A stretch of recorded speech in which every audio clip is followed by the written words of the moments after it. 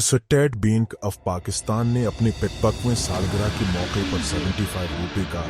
एक और यादगारी नोट जारी कर दिया। Governor state bank Jamil Ahmed ने नोट के इजरा के हवाले से मुताक़ा तकरीब में कहा कि तारीखी दिन के मुनासबत से 75 रुपए का नया यादगारी नोट जारी किया। स्टेट बैंक की जानिब से जारी की गई नई 75 रुपए की नोट की फ्रंट